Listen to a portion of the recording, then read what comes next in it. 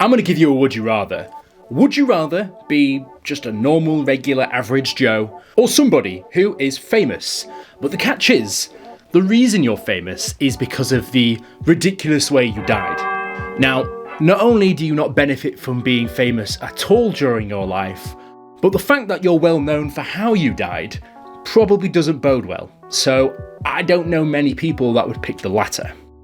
This is Brainspill, my name is Tank, and today we're talking about the man who was killed by a bullet that had been shot at him 20 years earlier.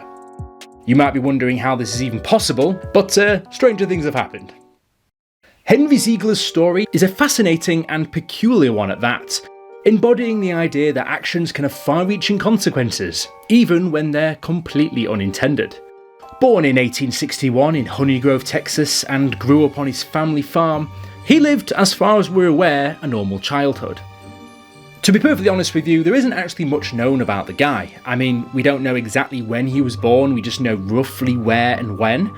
But the only photograph we know of him that exists is this one, with Henry on the right standing next to his brother, Jacob, on the left. When Henry's parents died and when he inherited their farm, he lived there and took care of it. However, in 1878, Henry Ziegland began dating Maisie Titchener, and at the time she started to live with Henry at the farm.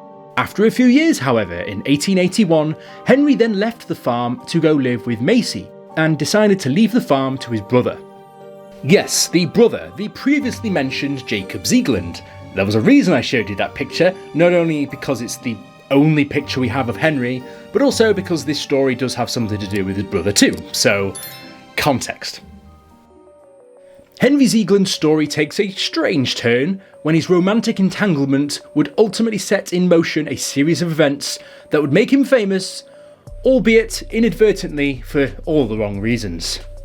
Henry Ziegland decided after 5 years of dating this woman that he was going to leave her, and decided to go and come back to the farm. Maisie was heartbroken by this, and took her own life shortly afterwards, which was incredibly sad. But that's not the end of the story. If anything, that's just the start. Heartbroken and bitter, the spurned lover decided to unalive herself. So, her brother decided that enough was enough, and he decided to take vengeance in his own way. In a completely unexpected move, he decided that he was going to go and kill Henry Ziegler. Yeah, this story escalated very, very quickly. Whilst Henry was tending to the horses on the farm, Maisie's brother came, pulled out a gun, and decided to try and shoot Henry Ziegler in the head. Whilst this shot was incredibly close and grazed his chin, it didn't actually really hit him, it just grazed past him. But Maisie's brother, assuming that he had just killed Henry, left and decided to take his own life shortly afterwards. Which is very strange. You would have thought that if you'd gone and just aimed to kill someone, that you probably would have made sure that he was actually dead before you deciding to do that to yourself as well. But that's just me. Not that I'd actually do that, but I'm just saying for argument's sake, if you were actually going to do it, you'd want to make sure that the deed was done. Yes, fortunately for Ziegland, the bullet narrowly missed him, merely grazing his face, and the bullet embedded itself in a nearby tree. So by this happening, Henry had literally dodged death. For now at least. Some would call it luck, others would call it a lucky escape. Either way, this was the start of a 20-year-long murder. Ziegland, although injured, survived the encounter and carried on with his life. Little did he know that the bullets that had nearly taken his life would come back to haunt him in a very peculiar way.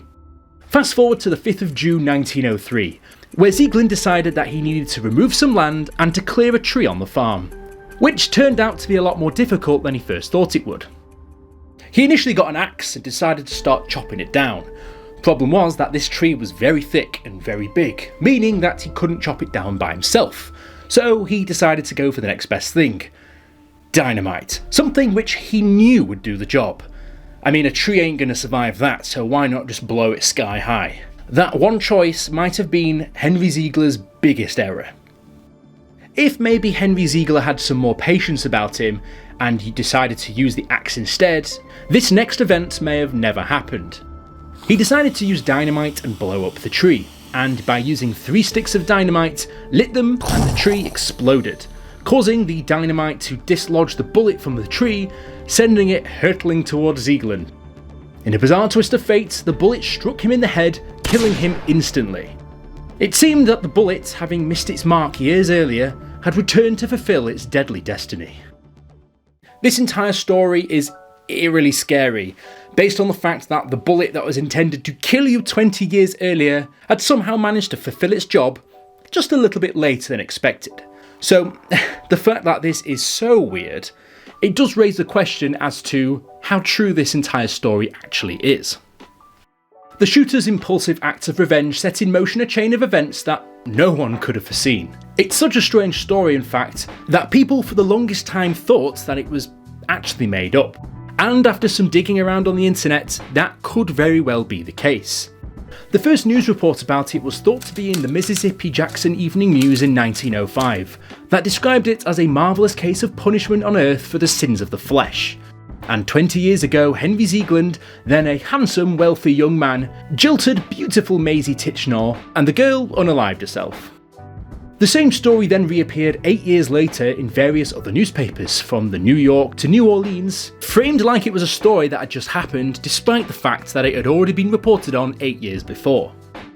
What they decided to do in many of these stories was alter the names very slightly to make it not exactly the same, but it was the exact same story in the exact same place. Which makes you wonder, A, why that happened, and also why they decided to rehash the same story multiple times. But as well as that, was the original story real? For the longest time they thought that 2 teenagers had made up the story, which to one effect I can sort of understand, but another is that a story like this, I mean, you can't really make it up, can you? I mean, you probably could, but you would have to have an active imagination for a bullet to meet its mark 20 years after it was shot. The story might be true, or it might be completely false. We just don't really know, to be perfectly honest with you.